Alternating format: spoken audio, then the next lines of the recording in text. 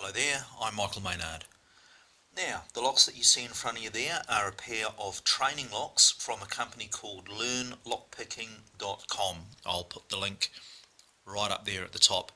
Now, these are a beautiful pair of training locks, guys, but they are not for beginners. And if you took just one thing home out of this review that I'm going to do for you today, these are great products, they are expensive products, and they are not for the absolute beginner.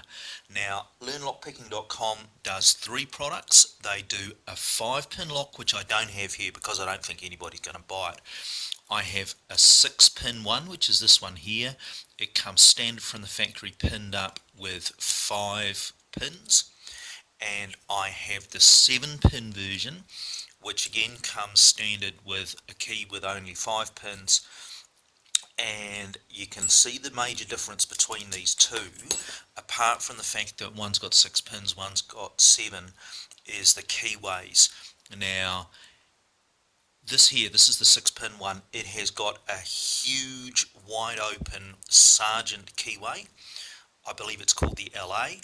This one here has got a slightly narrower but still fairly wide open keyway, but with a little bit more challenging warding. That's a thing called a Slage C keyway. Now guys, if I had to pick one of these two, it would be this more challenging keyway every single time. So, with that said, let's have a think about what else we get for our money. Now, I said that these locks are expensive, and you know, they kind of are.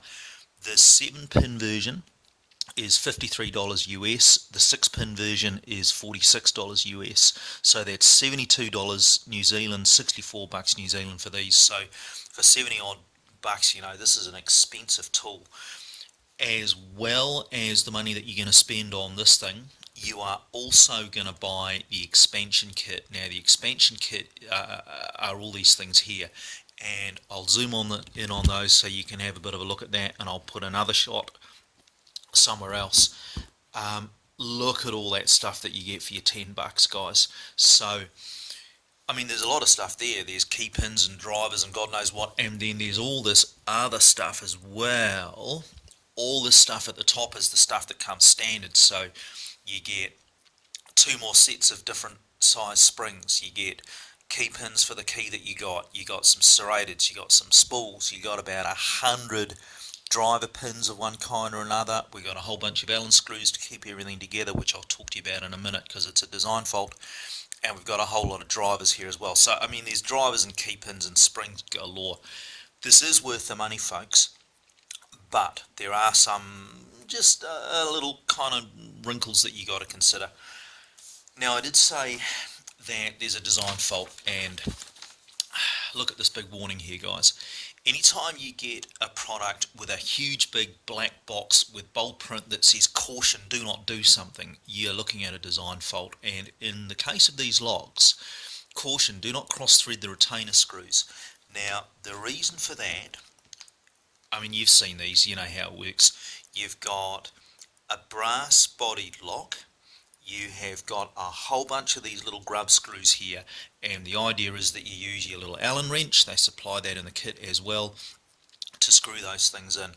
Now let me tell you, it is very easy to cross thread those. The brass is soft, the screws are harder. You can cross thread that and wreck your lock if you're not trying hard.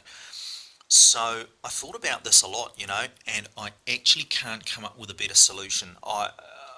I would love to be able to say there's a design flaw here and we can fix it in some particular way.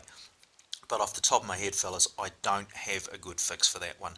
You are just going to have to be really careful when you pin this thing up and put those screws in. Now, talking about pinning it up, you can put any combination of any of these things, any of these components in any of these chambers, and that is this lock's great strength. So if you want to start out picking a 2-pin standard lock, you can. If you want to go right up to 7 pins worth of security pins, spools, crazy bitting, the whole 9 yards, then you can do that too. So that is definitely the advantage of these things. Now the disadvantage, you're going to see that in a minute when I pick this one here. First of all, the feedback that you get from this lock is not terribly good. Now, down here in New Zealand, we don't see a lot of this American stuff, and I have to say, you guys in America, if this is representative of what you guys pick all day every day, then I feel a little bit sorry for you. The quality of this, the tolerances of it, it's really not that great, okay? So it's maybe not exactly what a beginner might like. And as I'm sure you guys know, I'm a fan of the Sparrows products. Now, if I was an absolute beginner, I would be buying this. This is the Sparrows Progressive Lock Set, and I'm going to do another review on this later on. But just be it known, guys, the summary here is that these locks are an excellent tool for a medium to an advanced picker, but they are not a great tool for an absolute beginner. Now, the next part of this video is going to be me picking this thing. I'm sure you guys want to see that. So we're going to take a bit of a break here. I'll get this in the vise, and then what we're going to do is pick this with Steve's pick. I'm going to show you this in a minute, but Steve is the guy that owns this lock. He has made this pick. It's a beautiful pick, and I'm sure, as you can see, just let me zoom that in. It is a copy of the Peterson Gem. Look at that. Isn't that just a lovely pick? So, back in 2 seconds, guys, and we'll get this thing open. 12 seconds later. Okay, guys, let's get this picked. This is the 6-pin practice lock. It has only got chambers 1 to 5 populated, so that it opens to the standard key that came with the kit. Now, we're going to use Steve's pick here. Steve is the guy that owns this lock. He's a pretty good lock picker, and he's a pretty good pick maker as well. This little beautiful thing is handmade. It's a beautiful pick to use. So, let's see what we can do here. We are going to use moderate tension, 1 springy, 2 springy, 3's binding. Set's pretty high, 3 set, 4 springy, 5 is binding, 5 set.